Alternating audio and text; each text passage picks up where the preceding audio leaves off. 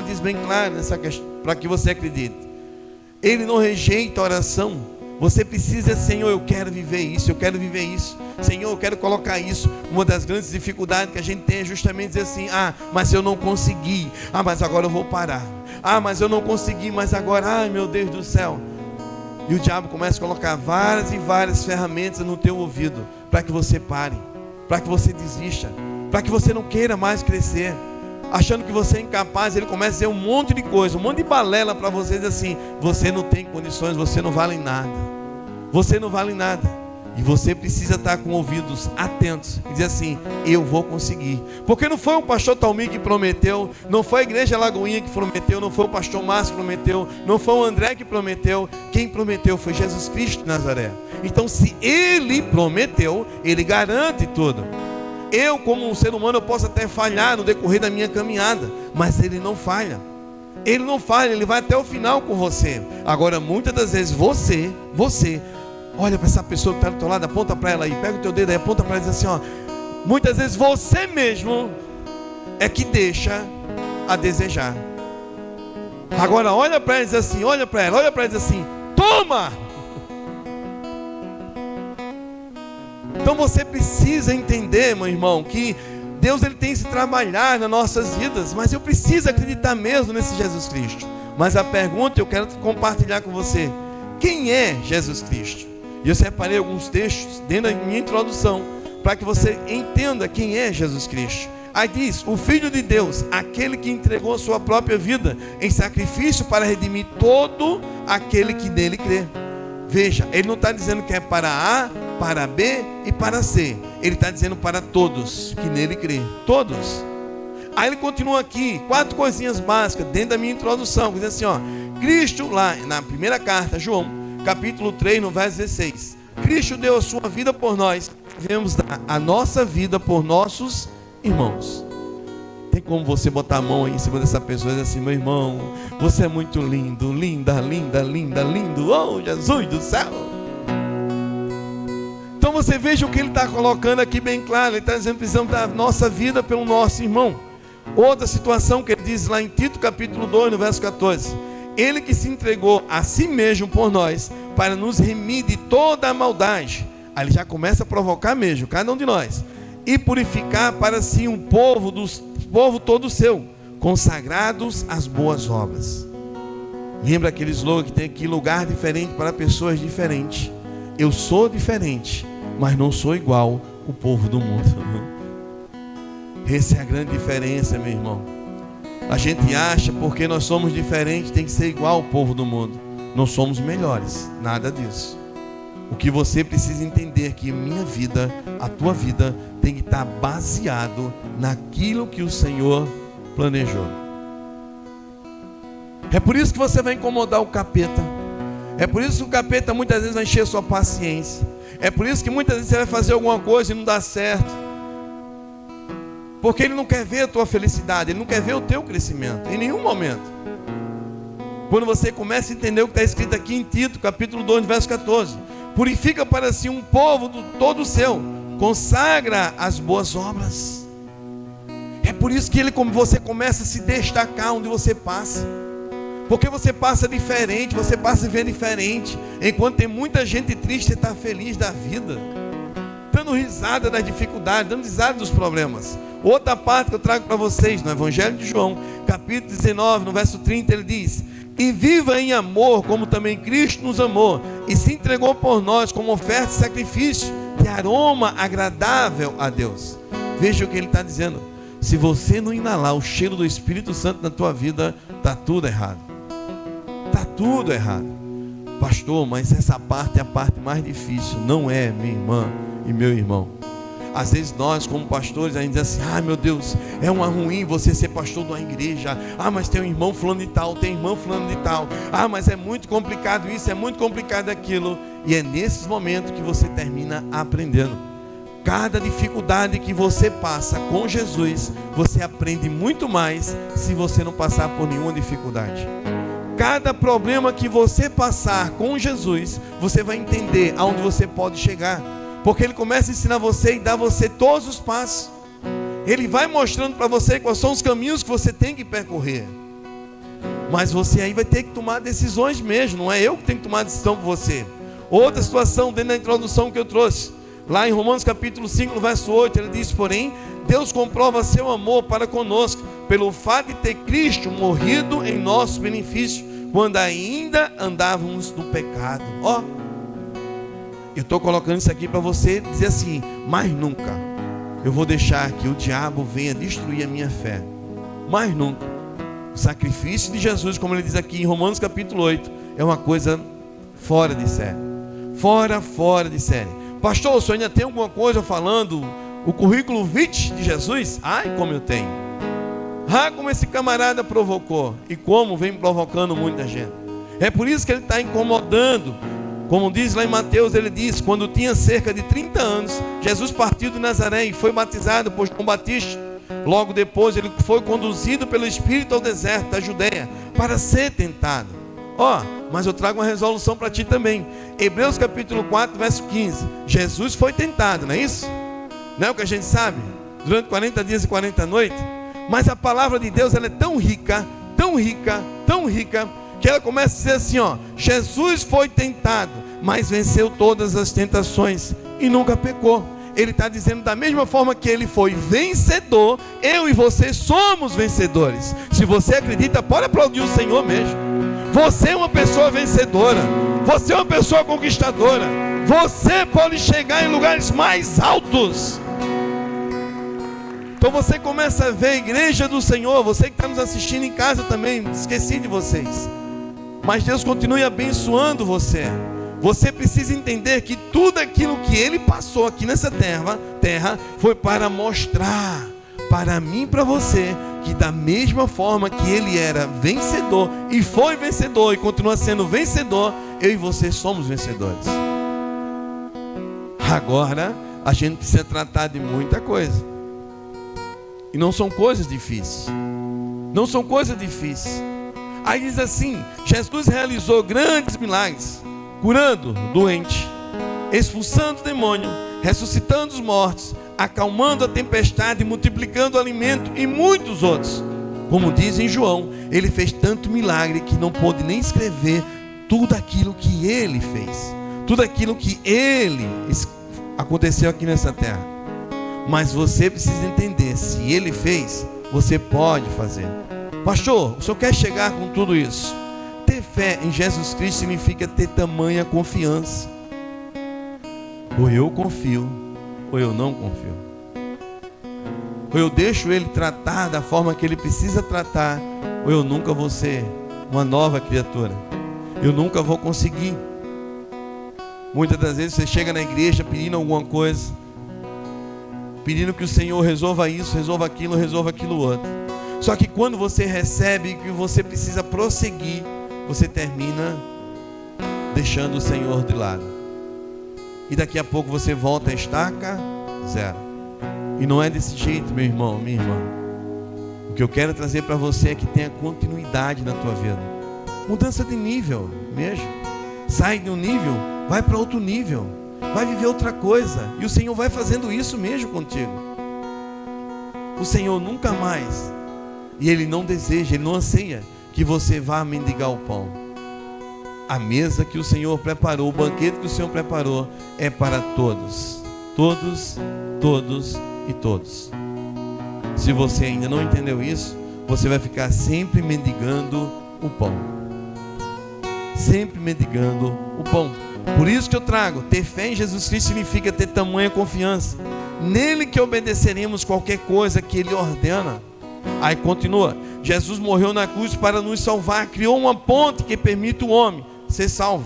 E mais ainda, uma experiência de fé que não atingir 3 coisas. Primeiro, o agir, o pensar e o sentir, você nunca vai crescer espiritualmente. São 3 áreas das nossas vidas: agir, pensar e sentir. Eu preciso colocar isso diariamente, porque você começa a mudar a metanoia, tua mente já passa a ser uma maneira totalmente diferente. Como você vai agir nas coisas, como você vai pensar nas coisas, como você vai sentir as coisas. Pastor, mas eu não consigo, eu vivo a mesma coisa, é a mesma coisa. Quem faz parte da Lagoinha desde há 3 anos atrás, viu o que é que Deus vem fazendo, vai fazendo muito mais. Mas essa forma que você precisa. Quantas e quantas pessoas, mesmo lá no congresso, o pessoal ligando para mim, pastor, mas isso, mas aquilo outro, olha, você precisa deixar que o Espírito Santo faça essa mudança na tua vida. Não aceite barganha, não aceite qualquer coisa. Meu Deus do céu, não aceite. Quando você aceita barganha, quando você aceita qualquer coisa, você começa a não ter esse crescimento e você passa a ser sempre a mesma pessoa. Quando nós, antes de aceitar Jesus, nós tínhamos um nome: fracassado. Fracassado. Quando nós aceitamos Jesus, Ele tira esse nome fracassado e diz: mais do que vencedor. Se você crê, aplauda o Senhor bem forte, irmão, porque é para você, não é para mim.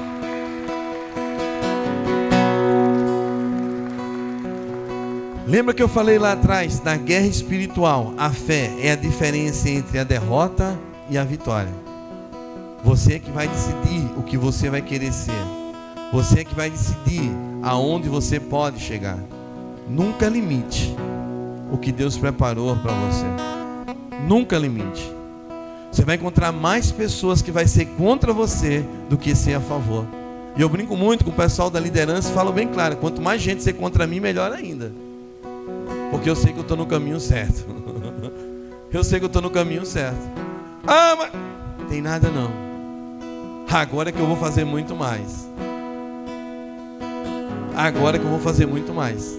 Pastor, o senhor pode nos ajudar a tirar esse limite que muitas vezes nós colocamos e deixamos a desejar? Sim.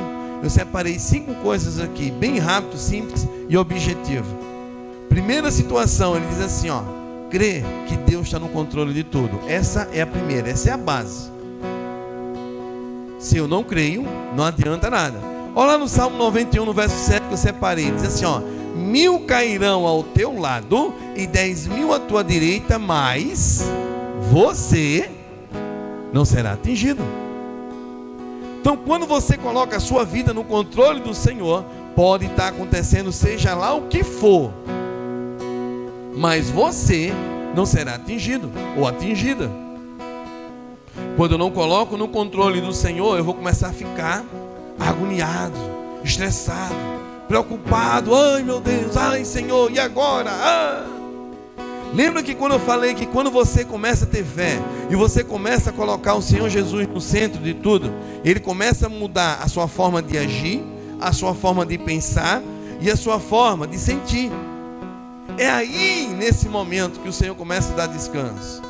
É aí, nesse momento, que o Senhor começa a dizer assim, Talmi, isso aqui não é bom. Talmi, não é dessa maneira que você tem que agir. Talmi, viu que eu falei logo no início da minha mensagem. Nós colocamos mais a confiança no homem, na denominação, na placa da igreja, na religião, em vez de colocar nossa confiança, o nosso crédito em Jesus Cristo. Porque quando você começa a acreditar no Senhor Jesus Cristo, às vezes você pode fazer um plano, mas Ele dá outro. Ele dá outro. Mas o que Ele dá é melhor do que o meu, é melhor do que o seu. Porque Ele sabe aonde pode levar cada um de nós. Por isso que a primeira situação, crer que Deus está no controle. Quando você sai do Salmo 91 e continua nele, no 91, só que agora no versos 9 e 10, ele diz, se você fizer do Altíssimo o seu abrigo, aí ele continua, o Senhor, o seu refúgio, nenhum mal atingirá. Aí ele começa a dizer assim, desgraça alguma chegará à tua casa. Tem alguém na tua família, essa pessoa que está sentada do teu lado é da tua família? Se não for, diz para ela assim, se for, olha para ela e diz assim, Deus manda te dizer. Fala bem alto para o inferno ouvir. Deus manda te dizer que nenhum mal virá sobre a nossa casa. Aí você diz, acredita mesmo? Para onde você acredita mesmo? Então glorifica o Senhor, glorifica.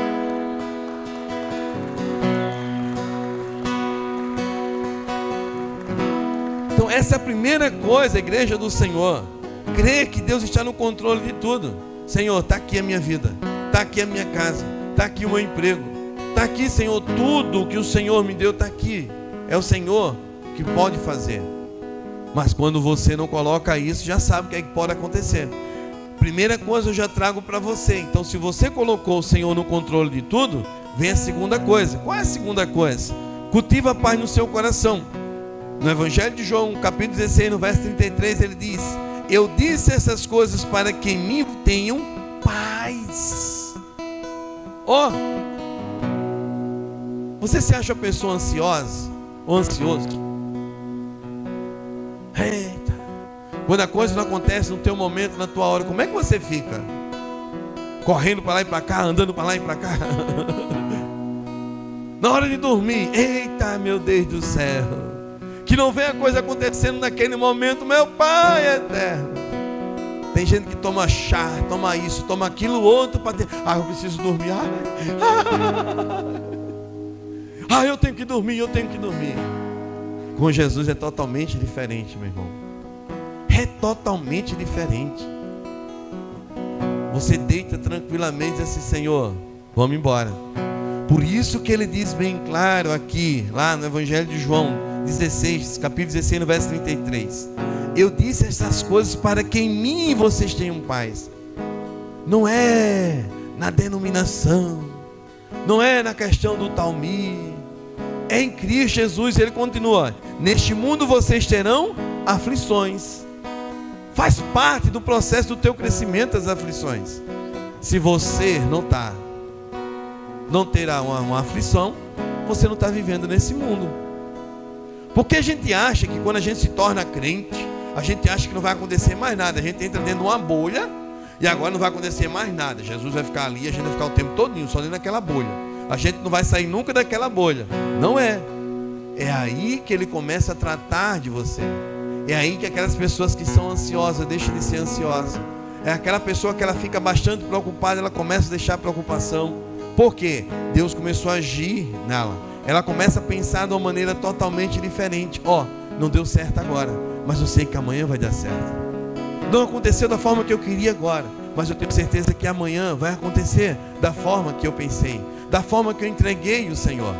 E ele diz bem claro na última parte de João 16, 33. Ele diz: sabe por quê? Vocês vão conseguir, porque eu venci o mundo.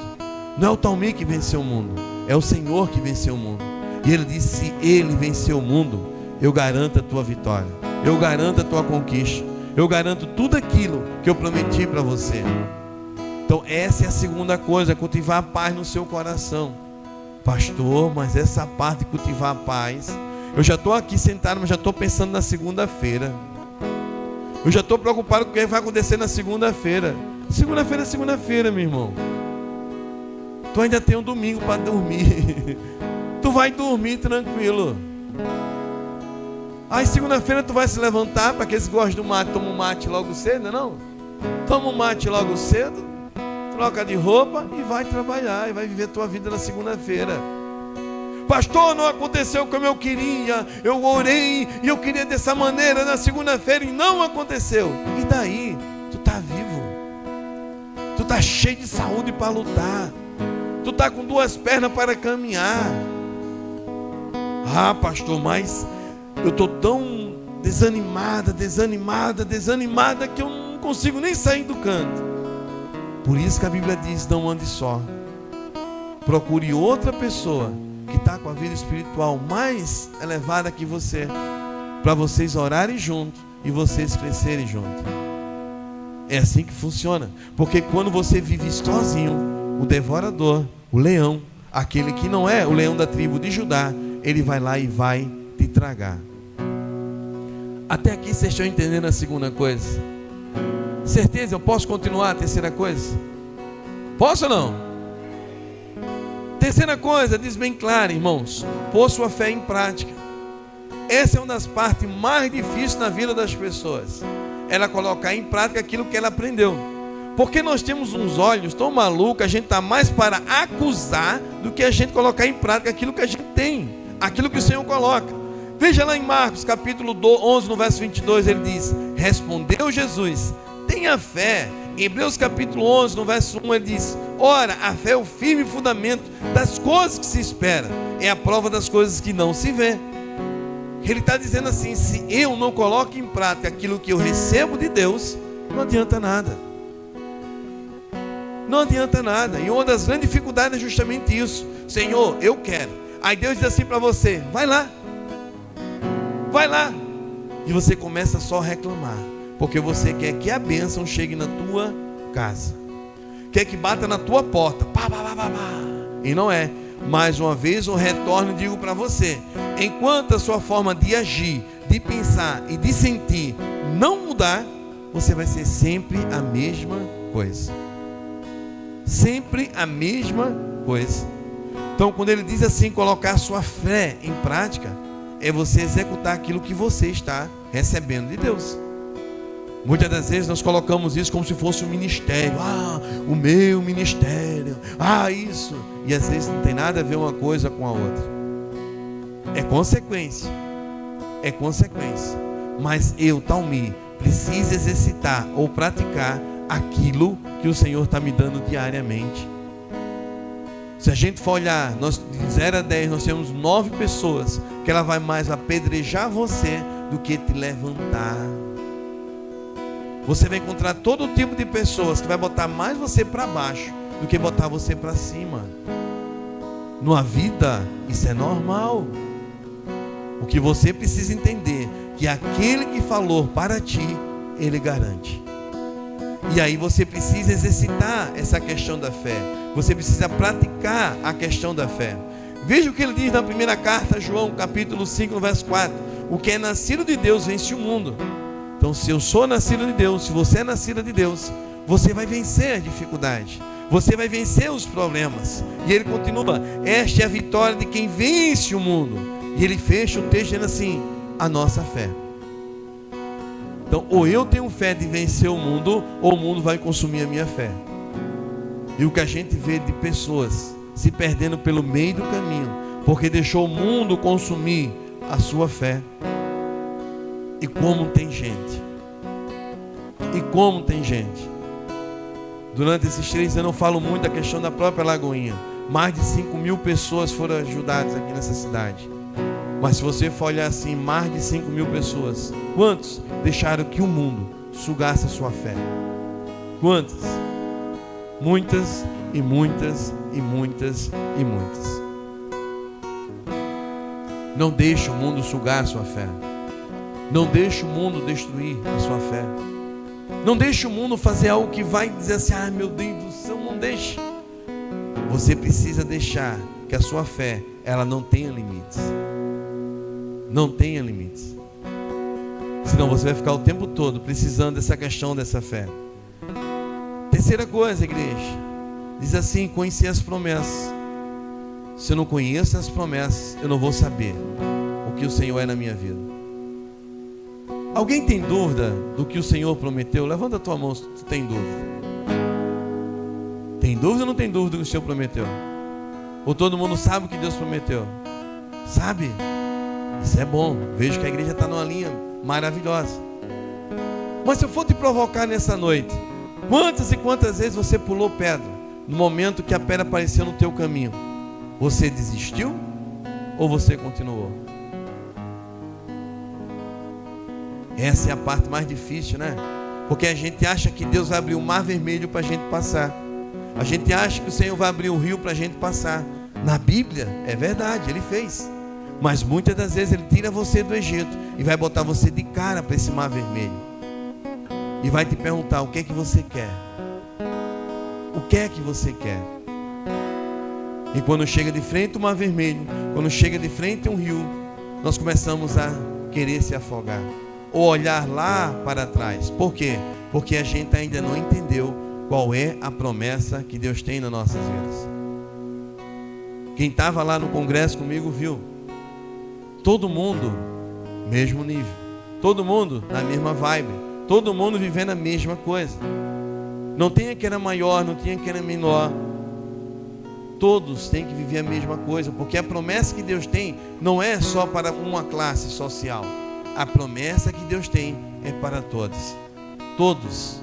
Todos, todos e todos. Por isso que eu trago para você: se eu não conheço a promessa de Deus, eu nunca vou entender.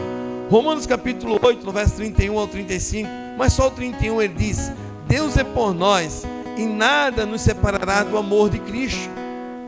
Se Ele é por ti, quem será contra ti? Quem será contra ti? Mas quantas e quantas vezes você abaixou a tua cabeça? Quantas e quantas vezes você abaixou a sua cabeça? Porque você deixou de acreditar naquilo que o Senhor falou para ti.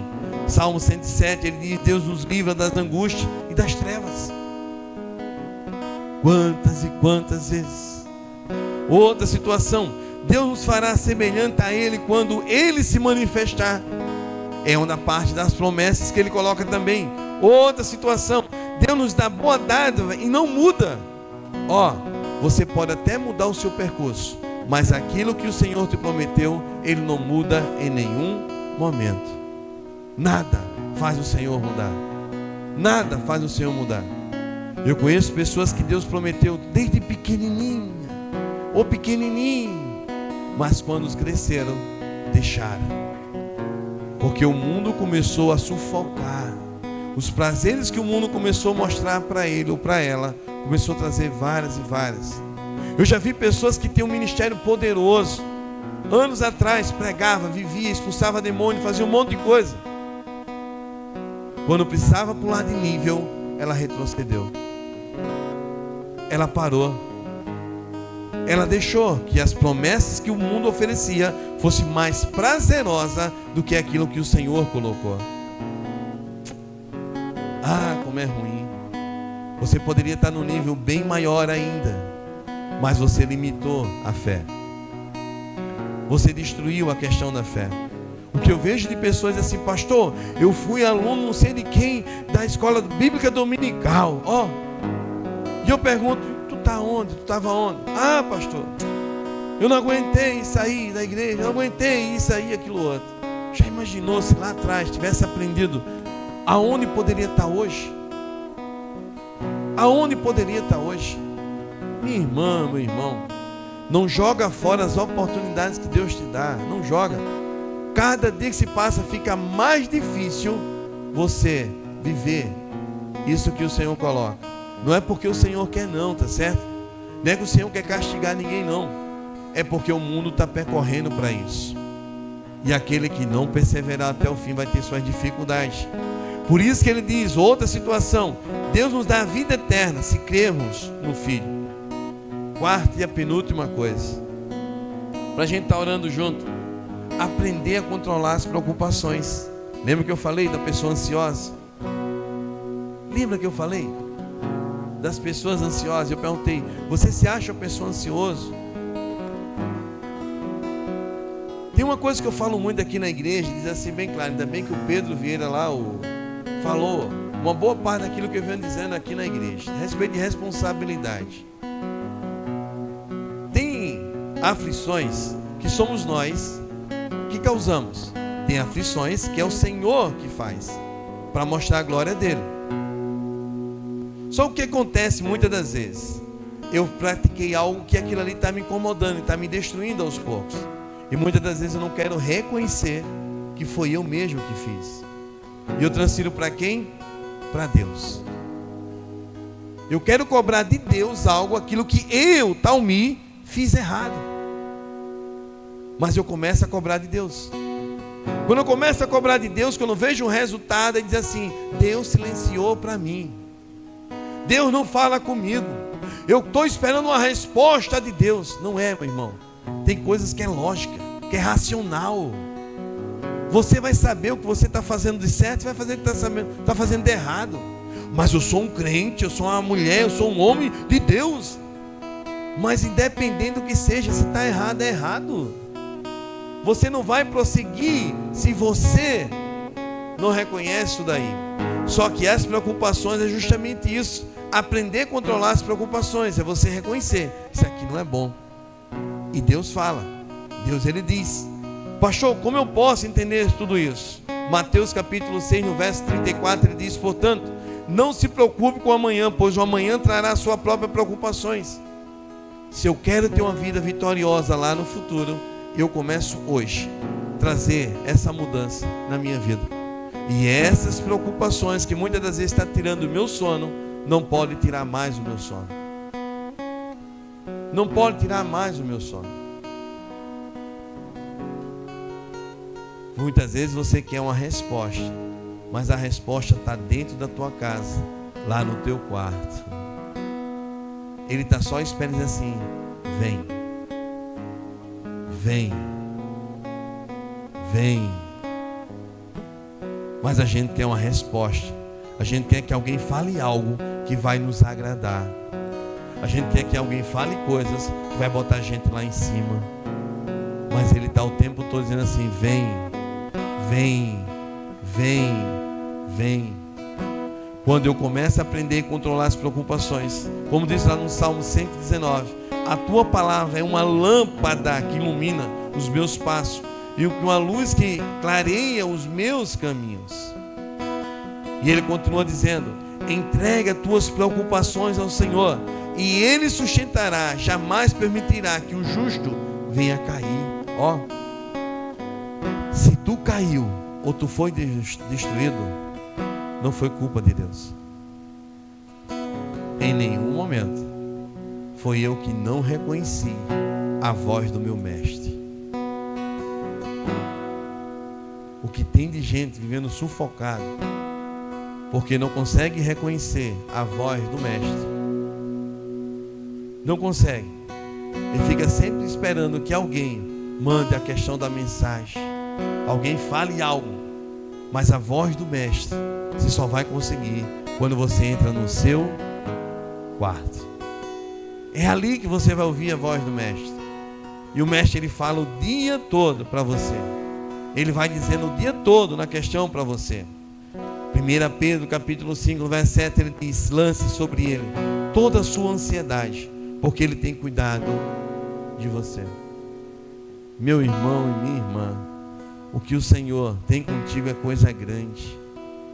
Coisa grande. Coisas maravilhosas. Às vezes você pode até dizer assim para mim: pastor, mas eu não sei. Às vezes eu tenho dúvida naquilo que o Senhor tem na minha vida. Eu lembro de uma história, um testemunho de uma senhora lá em Recife, que essa senhora assim, ela vivia no mundo, e o mundo dela era totalmente aquele mundo meio loucão da vida. E uma certa vez ela não tinha outra escapatória, o Espírito Santo falou com ela, ela aceitou Jesus, ela começou a caminhar dentro da igreja, e quando ela começou a caminhar dentro da igreja, as irmãs começaram a mexer com ela, porque ela só tinha uma roupa, e o cabelo dela não tinha como pentear. Ela passava água e passava sabão, porque ela não tinha nada para botar no cabelo dela. E nisso daí ela ia para o culto, saía do culto, lavava a roupa, deixava ela pronto. No outro dia ela ia para o culto, e todas as pessoas começavam a mexer com ela. E ela começava a falar: Senhor, o Senhor me tirou do lado do meu mundo para viver esse mundo. O pessoal está mexendo comigo, o pessoal está falando mal de mim. E Deus diz assim: se prepare que eu tenho algo grande sobre você. E essa senhora, ela começou a buscar mais do Senhor, começou a viver mais do Senhor, começou a viver os planos e começou a entregar a vida dela por completo mesmo ao Senhor. E ela foi entregando. Um certo dia Deus diz assim: vá na tal rua. Pastor, não acredito que Deus fala desse jeito. Fala. Ele dá endereço, Ele dá localidade, Ele dá país, Ele mostra para você aonde você vai viver. Se você está confuso ou confusa, é porque Ele não mostrou para você. E é você que está fazendo isso daí, não é Ele. E nessa situação dessa senhora, Deus mandou ela na tal rua. Quando ela chegou nessa tal rua lá em Recife, e nisso daí ela viu, e Deus mostrou: é esse lugar que eu quero que você alugue. E ela disse: como eu vou alugar? Eu não tenho dinheiro para isso. E Deus disse: vá lá e fale. Quando ele chegou, ela foi falar com o dono do espaço. O dono do espaço assim, olhou para ela, viu a roupa dela totalmente aquela roupinha branca em cima e a saia azul, cabelo totalmente que não tinha condições de pentear, porque ela não tinha nada para pentear. E essa senhora, ela começou, foi lá, falou com o dono do imóvel disse assim: você quer o que aqui? E ela disse: olha, eu quero alugar esse espaço. E o cara disse: como é que você vai alugar esse espaço? Você tem dinheiro para isso? E ela disse: eu não tenho dinheiro, mas meu Deus mandou vir aqui. Aí o cara disse: olha, eu não quero saber do seu Deus não, vai embora. Ela voltou para casa chorando, começou a orar. Senhor, se o Senhor mandou lá, traz essa resposta para mim. Depois de 15 dias ela voltou lá, falou com o mesmo cara, e o cara diz: olha, não tem condições Eu não vou alugar nada para você. Você não vai me pagar. Como é que eu vou alugar? Você não tem emprego, não tem nada. E ela disse assim: agora eu vou voltar para casa. Mas vai assim, daqui a 15 dias eu venho aqui de novo. Ela voltou para casa, entrou no quarto secreto dela, começou a orar e disse: Senhor, eu não acredito que o Senhor vai me deixar essa vergonha chegar na minha vida. O Senhor falou comigo. O Senhor disse para mim. Meu irmão, minha irmã, tem momento das nossas vidas que Deus vai te levar a viver essas aflições. Não é porque Ele quer, Ele acha bonito, nada disso. É porque Ele quer ver o teu crescimento, Ele quer ver a tua mudança de nível, Ele quer ver a tua fé crescendo. Ele quer que você aprenda. Não é mais para provar ao mundo que você aprendeu, mas é para provar para você mesmo que você é capaz, que você consegue. E essa mulher, depois de mais 15 dias, ela volta lá. Quando chega lá, o homem não estava em casa, estava a esposa dele. E quando chegou lá, ele disse assim: vim alugar o espaço aqui. E a esposa dele disse assim: olha, eu não vou alugar espaço, já falei para meu marido. Você é aquela, né, que queria alugar o espaço sem dinheiro. Só que meu marido já quer alugar para você, mas eu disse para ele que não vai alugar não. E ele começou a encher a minha paciência: alugue para a bichinha, alugue para a bichinha, alugue para a bichinha. E ela dizendo assim: olha, mas meu Deus mandou eu vir alugar aqui. E ela disse assim: olha, não vou alugar para você não, porque você não tem dinheiro, você é uma caloteira, vai terminar enrolando e atrapalhando as minhas finanças. Ela saiu e disse: Senhor, eu vou para casa orar de novo e eu desisto de tudo. O Espírito Santo começou a tomar aquela mulher dentro do quarto dela e disse assim: eu mandei você ir, por que você está retrocedendo? Eu falei com você, por que você está olhando para trás? E ela foi, voltou no outro dia. Quando ela chegou lá, o homem estava lá dizendo assim: eu quero alugar para você e está aqui a chave. Muitas das vezes Deus vai te provocar para ver até onde vai a tua fé. Deus, Ele vai te provocar para ver onde você vai mudar. Deus, Ele vai te provocar para saber se você é mesmo aquele homem, aquela mulher de fé. Até aí tudo bem, ela conseguiu espaço. E agora vai botar o quê? Se ela não tinha nada para colocar. Deus começa a mostrar para ela da outra visão. Vai no fundo da rua, no final da rua. Chega lá, tem um irmão que é da mesma igreja. E fala com ele. Ele tem um bomboniere. E nisso daí, ela foi lá naquele lugar. Chegou e disse assim: moço, irmão, eu acabei de alugar aquele espaço lá em cima. Só que eu não tenho nada para colocar. E eu preciso muito da ajuda do Senhor. E o irmão, temente ao Senhor, diz assim: você escolhe o que você quiser. A gente coloca lá para você vender e a gente trabalha por consignação. E depois que colocar lá para você, você vai vendendo e vai trazendo para mim o que você vendeu. Ela começou a fazer um sorteio. Deus começou a abençoar tanto aquela mulher, disse: agora eu vou fazer um culto de gratidão, Senhor. E ela chamou todo mundo, fez aquele grande banquete. Resumindo a história, meu irmão e minha irmã, depois que ela entendeu os planos que Deus tinha e ela não limitou a fé dela, hoje essa mulher tem uma rede de postos de gasolina lá em Recife. Em Recife. Você diz assim: pastor, você está falando da questão da prosperidade? Sim, eu acredito em Deus, que quando Ele bota a mão sobre a sua vida, em todas as áreas da sua vida, você vai prosperar. Mas muitas das vezes Ele vai tratar disso de você. Então, se você não crer no controle de Deus, não cultivar a paz no seu coração, não colocar a sua fé em prática, que é isso que essa senhora fez aqui agora, não conhecer as promessas que Deus tem. Deus tem promessa específica para cada um. Para cada um. O que eu vejo de pessoas dizem: pastor, eu não sei o que é que Deus tem para a minha vida. Então você não está ouvindo. Você não está ouvindo o Jeová Jirei, o Elohim, o Jeová Rafá. Você não está ouvindo. Você está ouvindo a sua vontade, mas não a vontade dele.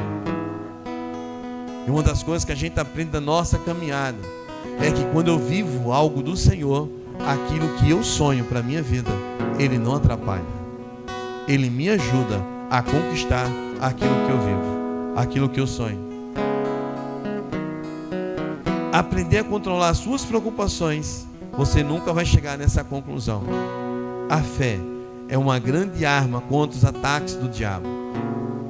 Aí continua: quando ele tenta nos destruir com tentações, acusações e mentira, a fé serve como escudo que nos protege.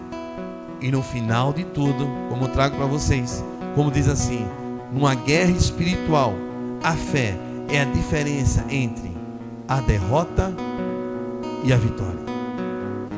Se você entendeu o que eu falei, aplauda o Senhor mais forte que você puder.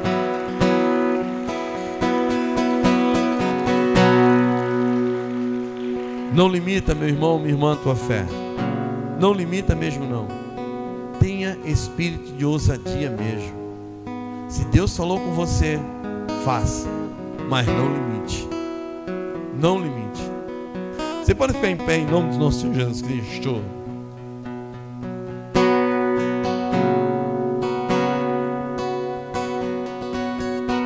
Sacode o corpo aí, vai sacudindo. Eu sei que está um dia frio.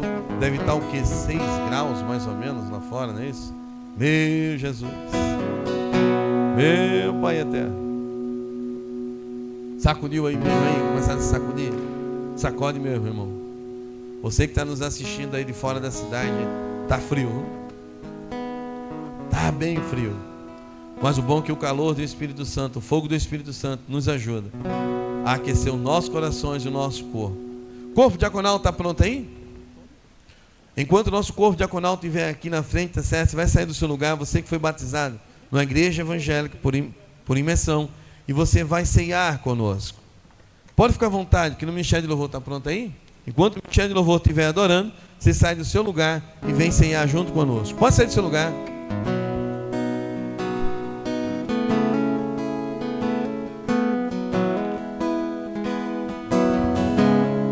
E antes de eu falar, tu cantava sobre mim.